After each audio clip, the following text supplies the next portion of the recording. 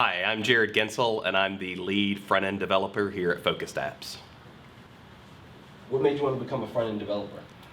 I've always had a lot of interest in design, and actually for a while I thought I would be a designer, but then I found that programming complemented a lot of my skills in problem solving, and so for me, front-end design is kind of a mix between, design and, traditional programming and problem solving. So it was just a good fit for my particular skill sets. What did you major in college, and did you ever think about changing your course of study? So I went to a non-traditional school. I ended up majoring in game design, and that was the big reason that I chose to go to a non-traditional school. But I actually started out as a drafting and design student. So I actually hold an associate's in drafting and design. And the reason I chose to do that was because that gave me a career that I could fall back on if the game design didn't work out, because it's not always, it's a fairly rocky industry. And so I knew with a degree in design and mechanical drafting particularly, that I could always work.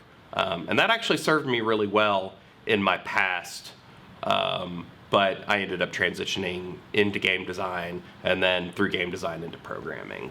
So. Okay, what was your first job right out of college?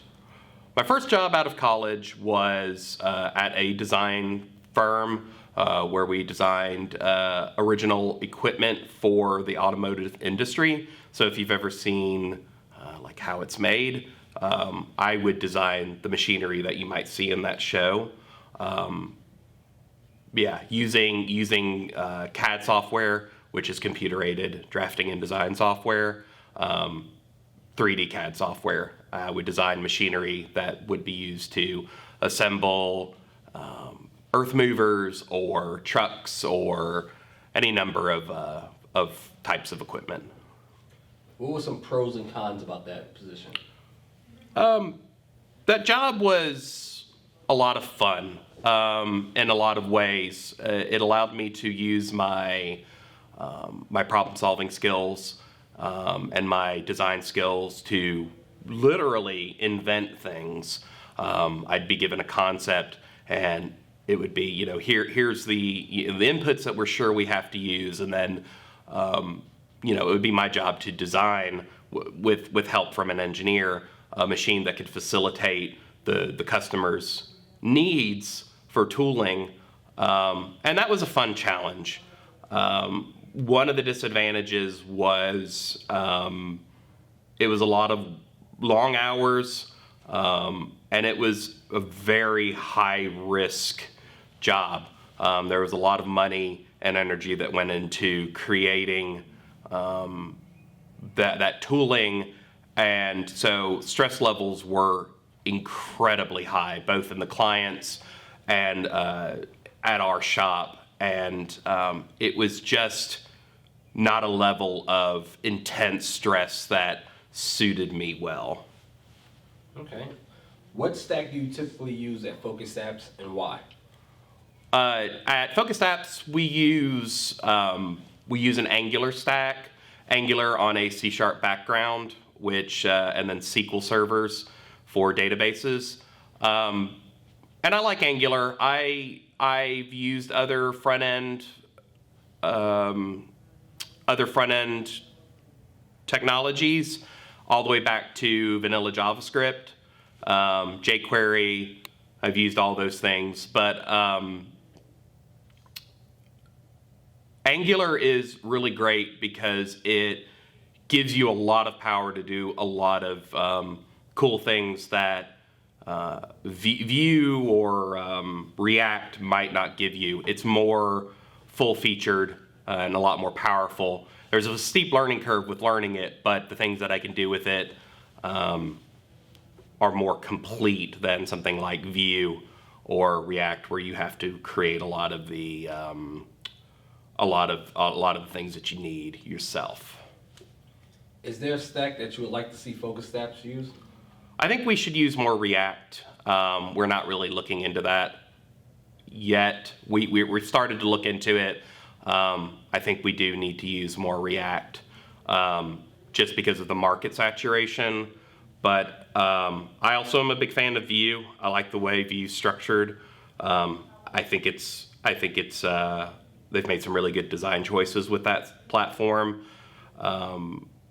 Sort of a programming stack that I think is very interesting, but I'm not sure where it would fall in with our business needs, is a program called Haxe, Haxe. And it's a really, really interesting programming language that doesn't compile to machine code. It actually compiles to source code, and then you can take the source code and actually compile to native machine code. It's a really interesting language that I don't think a lot of people know about, but I'm not sure what our applications with it would be or if it's even robust enough. But you asked me what I was interested in. What do you think is on the horizon in technology? That's a difficult question because technology moves so fast and there's so many things happening in technology. I think we're going to continue to see a lot of changes and innovations with AI. I think we're going to see some big innovations with AI probably within the next decade. In fact, I think AI coupled with data collection, as you know, as our data warehouses get bigger and our ability to collect points of data, coupled with AI, I think we're potentially going to see some unexpected consequences of that.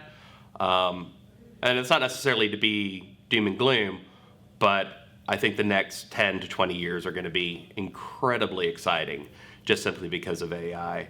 I think in more shorter term, we're going to see an increased focus on IoT, which is Internet of Things, for those of you that may not know. I think a focus on that is going to become more and more focused, especially in the short term. But yeah, IoT and AI, I think, are the two things that are really going to change the way we behave in society and the way we interact with each other. You like to build games. What sparked that interest? I have liked video games since I was a little boy. I had an Atari 5600 when I was 6 years old.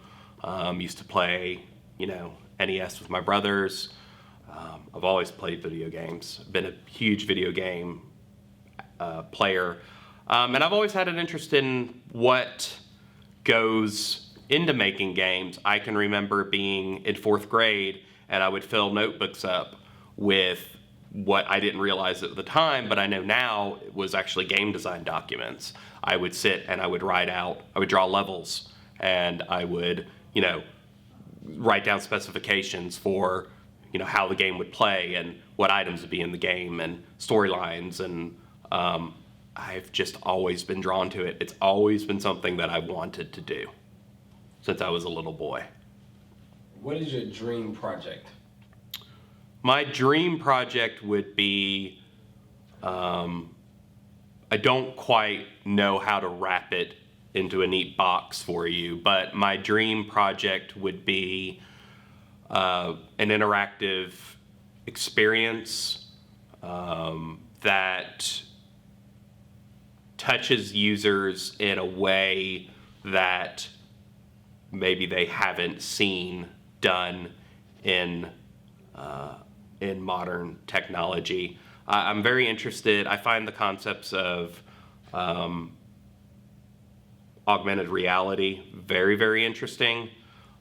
Things like Pokemon Go is incredibly interesting to me. And I also find the concept of alternate reality games very interesting. There was a big trend of them in the late 90s, early 2000s, where it was effectively an internet game, but it was also a marketing campaign. Usually, they did one for I believe one of the Matrix movies.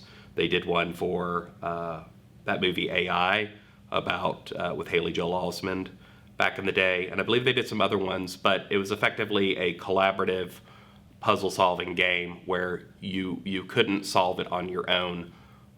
You had to work with a group of people. You had to work with a community to actually uncover the mystery and solve the puzzles.